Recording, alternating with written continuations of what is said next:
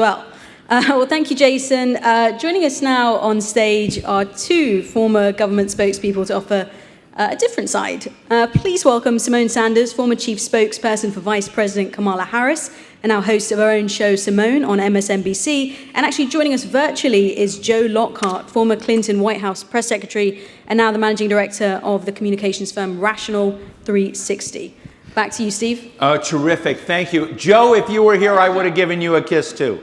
Good to see you. And Symone, thank you so much for joining us. Congratulations on your show. Thank you. Joe, thank you for joining us from far away.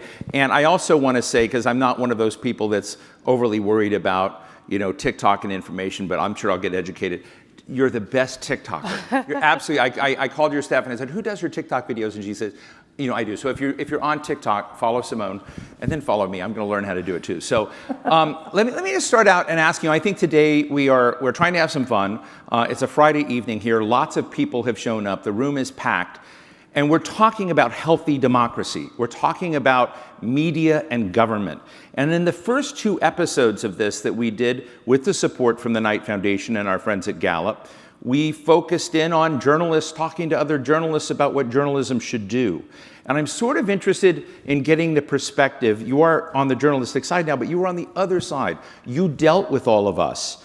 You helped, cajole us, seduce us. And since you're here, let me ask Joe. I mean, you work for a complicated man, Joe. You work for President Clinton. And, I could have President Clinton and to some degree, President Trump on the stage and say, tell us what accuracy means to you. But I would love to kind of get your sense, knowing both sides of this equation. What are the deficits that you see? Let's critique both sides. What are the deficits in our industry when it comes to covering the White House? Joe?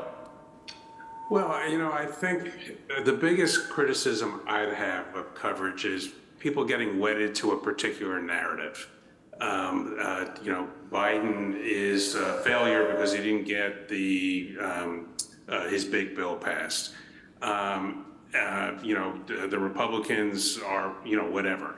And rather than looking at what happens day to day and what meaningful things happen, I think it's narrative, and I think it's story selection. I mean, the country faces enormous challenges, which does not have a Democrat or Republican solution that's obvious. And a lot of those issues tend to get ignored in the political coverage.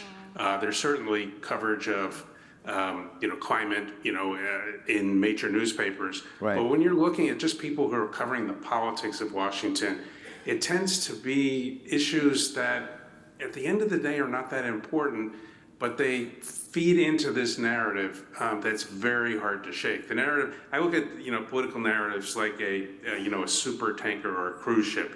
It really takes a lot to move it in a different direction. Sometimes it takes a storm, and I think the midterms provided a storm because the Democrats did much better than expected.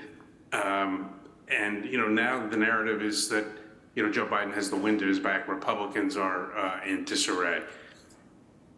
All of these things didn't change on election day, but that's my criticism, my primary criticism of how things get covered. I want to bold and underline what Joe just said. We saw it play out in the midterm elections.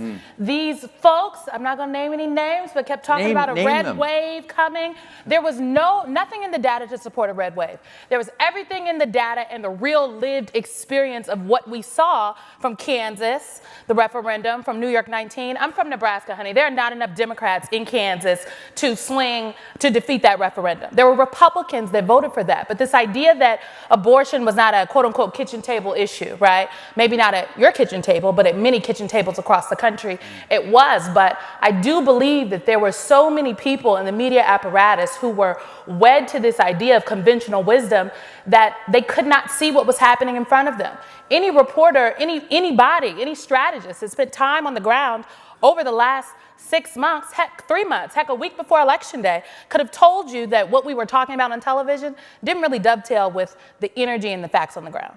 So, Symone, you and Jen Psaki, so two great communications directors at the White House, are now on MSNBC shows. Is there a problem, in your perspective, that there is, not just with MSNBC, but a bubble that is developed there that's mutually reinforcing? Should we not be reaching, out to communities that are not part of that ecosystem? I don't know if I understand the question. The idea that because I worked at the White House, I somehow don't understand communities outside of the Beltway. I'm a bald millennial black woman from North Omaha, Nebraska, who, did not ever dream of working at a White House, let alone having her own show. I am not, the cookie cutter Washington, D.C. demographic. And so I think also, let's just be honest, George Stephanopoulos also used to work at a White House. Someone would not suggest that he cannot cover the story. Right. And so I think what we should be focused on here is the facts. Right. When you tune into my show on Saturdays and Sundays or streaming on Peacock, do I tell the truth? Do I present a multifaceted story? Do I challenge what it is that we all think we know? And I would venture to say the answer is yes. I have Republicans on my show. Why? Because I don't believe that everyone in America should be a Democrat. I don't believe that everyone should be or is a progressive. And I do think that there is something that we can learn and glean from some of my Republican friends. I do that. Joe, I would love to get your sense, too, of this ecosystem as we sort of think about patterns and habits we should be thinking out, on the journalistic side, on the, social and civil society side. What are things, I actually watch Symone's show regularly, and I know what she says is right. I also know in the first, just to put a little plug in, Semafor principals, Tuesday morning of the election, said maybe we ought not to go there. Remember the Harry Truman picture holding up the Dewey wins picture? I said, keep that in mind as the day goes on. And that proved to be a better metaphor for what was going on. But I'm interested in, Joe, in your insights. You were also a major communications company executive. I think that trust in institutions have just collapsed. And, sometimes trust can be rebuilt by people getting back to not trusting when they'll have to rethink everything. But what do you suggest we do by way of better patterns? Well, I was taken a little bit by something Jason Miller said in the last segment, where he talked about how it's hard to take seriously fact-checking because everyone brings a bias to it. There is a bias. There's a bias toward people who want to be held to the truth and people who don't. That's the bias. So I think starting there, one of the huge problems I think media organizations struggled with Trump was, how do they balance letting him talk, and then how do they put the toothpaste back in the tube? Because they know what he's saying is not true. And I don't know that anyone has come up with a solution for that. I think on the, former White House people or political people or shows or networks that, lean one way or the other, there's lots of choices out there. The internet has sort of flattened the hierarchy of journalism and political, discussion in the country. And I don't know that there's been enough to help people curate that. And people tend to just then drift toward people who agree with them. And they want to watch shows or read things that reinforce what they already believe. And so I think those two things are the biggest challenges. I think most media organizations are really struggling with these issues. And I don't know that we've really seen a good answer yet. Well, I think we're going to show a short clip in a few minutes of my interview yesterday with Amy Klobuchar about the state of local news in the country, what's been going on in the dynamic. But before I do that, I'd like to ask our folks to put up just very quickly 2 slides that come out of a study done by the Knight Foundation and Gallup. And in it, it's complex. So I'm just saying the top line here, really what it says is most news organizations are first and foremost businesses motivated by financial interests and goals. That's this side. Here's the notion that most news organizations are motivated by serving the public interest and playing a role as a civic institution. And that used to be the sort of way we would think about the tensions in media. But when you look at it, 83%, that number 76 is wrong, but 83% overall Americans have a view that it's really about bucks. It's about money, dollars, financial interests. And a little bit of difference between Democrats, independents, and Republicans, but that is, Symone, and let's put up the next one quick. Let's get through these real quick. We have views of news organizations perceived by age group, which is very interesting. What do the young people say? The young people are really cool. They doubt, they're skeptical of everything. Essentially, this is interesting because when you say who leans most towards staying in business, who has a balance between business and serving the public well, who leans towards public services, you look at the media in the aggregate, and you see that the biggest doubt is in the millennial category. Essentially, those that believe that it's most balanced are the 77 plus. So those people that are very familiar with the traditional institution. Now, I don't think you can go back in time, but as you go forward, as you go to youth and you go to this, you see the fragmented media, Symone. You're brilliant on TikTok and MSNBC in my view. And in that case, what can we do? What are the replicable lessons about healthy democracy that ought to be instilled in this? Because what I'm reading in this is a lot of doubt in our industry. Yes, and there's a lot of doubt in institutions overall. I know Gallup is the gold standard, but they and the Pew Center for Research, they track trust in public institutions, right, not just from young people, but folks overall. And you look at trust in Congress and Supreme Court, in government overall, the presidency, it is low among young people especially. And part of that is because young people, especially millennials, I'm millennial, I'm 32 years old. When the first year I could vote, Barack Obama was on the ballot. And since that time, think about all of the things the young people that are as old as I am have seen. Think about the generation younger than me. Okay, those young folks, instead of doing fire drills in school, they're doing gun drills about how to shelter in place and keep themselves alive. And if you tell young people, millennials like myself, they have been voting. And so they've been voting, yet all of these things keep happening. It's a misnomer that young people are not engaged. Right. Young people swung this election for the Democratic Party. Look at the data in key states from Wisconsin to Pennsylvania to Arizona. So I guess I would say that you have to demonstrate to young people that they have to be a part of the system to believe in it. They've lost faith in a system that they do not think can change anything for them. I believe in the system because I've been a part of it. Right? I know that participation changes things. I have seen my participation through politics in government make a difference in our country.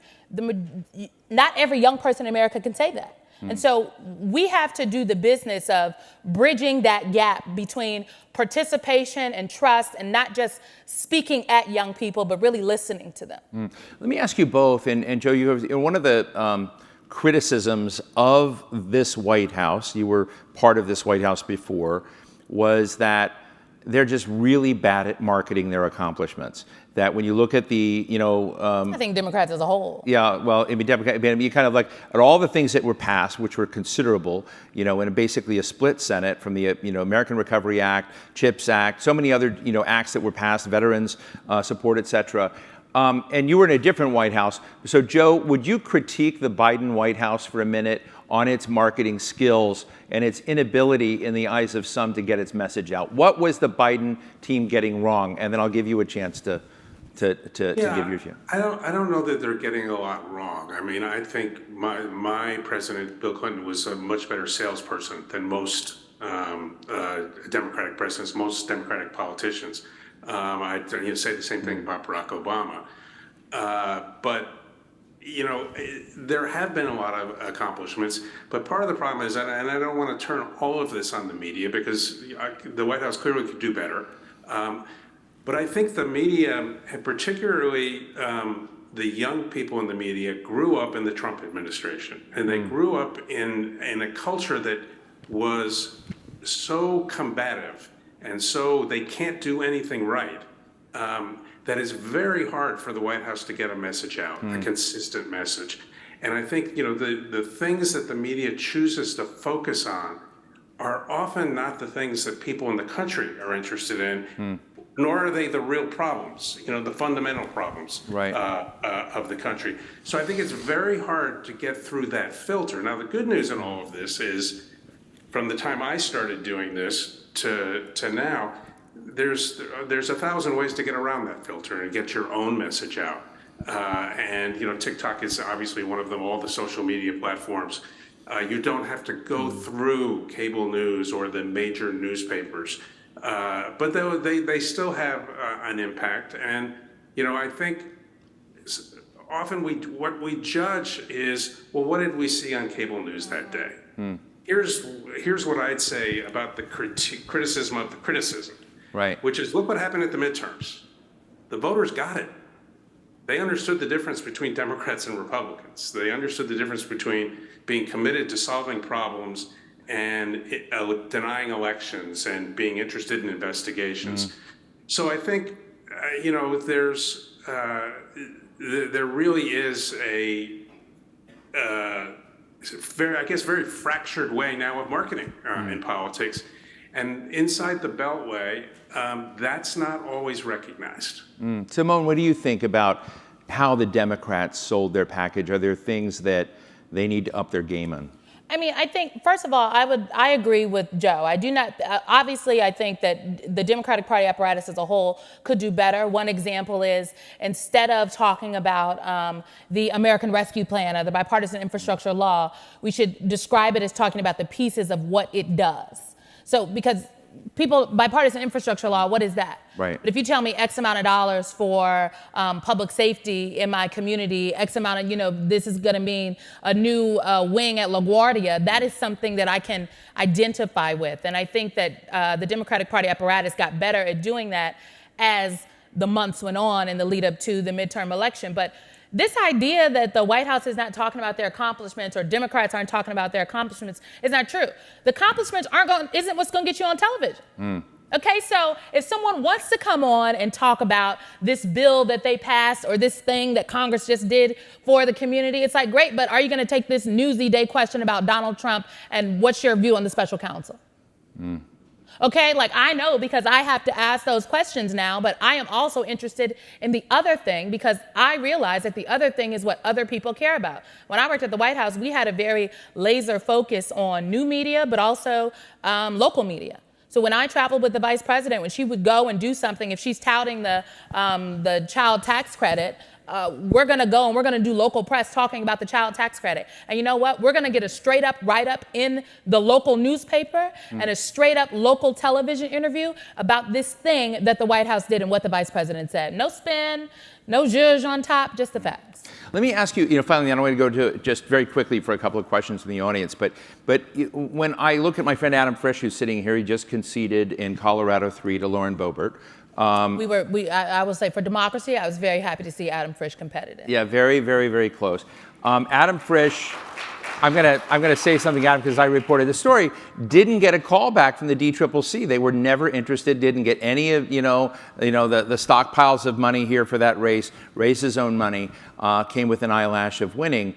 I think the question I want to ask is, in the Democratic Party, is there space for the Adam Frisches? Is there space for the Joe Manchins? Is there, I know you're a big tent person, but is the party itself big enough tent to bring in those folks that, his district has, 25% Dem? So he had to get Republicans to donate and support him. And whenever you see that, I'm just interested in the internal tensions in the party. Well, I will say quickly, I think there is room for a Joe Manchin because he's still in the party. Yeah. I think in Adam Frisch's case, and I do not purport to speak for the Democratic Congressional Campaign Committee, but these committees have to make choices about where folks can be competitive. And I think that there is something to be said about a retrospect look at post-midterms where Democrats thought that they could be competitive and then where they actually ended up being competitive, right? Right. Adam Frisch is an example. Sherry Beasley in North Carolina is an example. Right. That was a very winnable Senate race for Democrats, and I think that the DSCC fumbled the ball. Right. Joe, quick thought on that same issue? I mean, because Bill Clinton was one of these players who played well in some of these crossover counties that were, Republican-dominant areas. Has that muscle memory been lost? Well, I think the ecosystem is different. We got stuff done because we could convince enough Republicans to come with us to get stuff done now. Now in the Republican Party, it's a sign of weakness to want to compromise and work with Democrats. So it's so much harder now to do that. I think the Democratic Party right now is a big tent. And looking at it, I think Simone's right, which is what we should take from this midterms is where our strengths are and where our weaknesses are and address both of those things. But clearly, there is a continuum of support among women, particularly Black women, that we have to continue. But, young people are actually turning out in much proportionally larger numbers is something that we have to, we've got to keep the momentum. Now, on the flip side, we're losing Hispanic voters, and we've got to figure out why and address that. But all of these things, I think the party, this is, I've been around this for 40 years. There are times when there are just, the differences are so fundamental the party can't come together. We're in a relatively peaceful time in our party. There are lots of progressives, lots of moderates, but it doesn't look like the Republican Party looks right now, which are in camps that are at war. We're really out of time. I was going to go to the thing about my executive producer, which you know well, is giving us the. They're like, I can't let you leave without asking Symone very rapidly.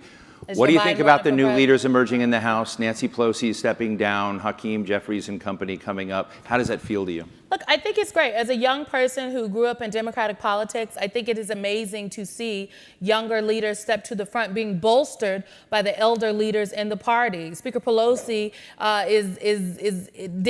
wasn't pushed out. She left at her own behest and is standing there to support the next generation, as is Whip Clyburn. So I think it's amazing. I think that I have, just in the chatter over the last couple of hours, I've heard a lot of people question like the ability of Hakeem Jeffries, right? He's untested. These are all things, words that they throw out for people that I don't know if we'd be talking about it if we were talking about a 42-year-old white man. So I'd just like to note that people should watch this next Congress. Obviously, Hakeem Jeffries has to win election from the caucus first. I think that that is not in question. Maybe the number 2 or 3 possibly is. But I'm excited to see what happens, and I'm excited to have Hakeem Jeffries come on my show and tell me about it. Well, ladies and gentlemen, Symone Sanders and go ahead, Joe. Steve, I just jump in on Hakeem. I think it was probably about 7 or 8 years ago. I got a call from somebody who was working with him or a friend saying, would you have dinner with him? And I went and I had dinner with him up at the Congressional Club or whatever it's called. And I remember going home and saying, I think I know who the next Speaker of the House is. I was that impressed with not only his grasp of politics and issues, but his ability to talk about it in a way that was so engaging that, sometimes we don't have in our party. So I couldn't be more excited for him. And it should just be said that Nancy Pelosi is the best Speaker of the House in my lifetime, and I was alive for Tip O'Neill, and it's not even close. Well, Semafor is going to work really hard to find his strengths and his flaws. So with that, Symone Sanders, Joe Lockhart, thank you both so much. Thank you. Thank you. Thank you. Good to see you.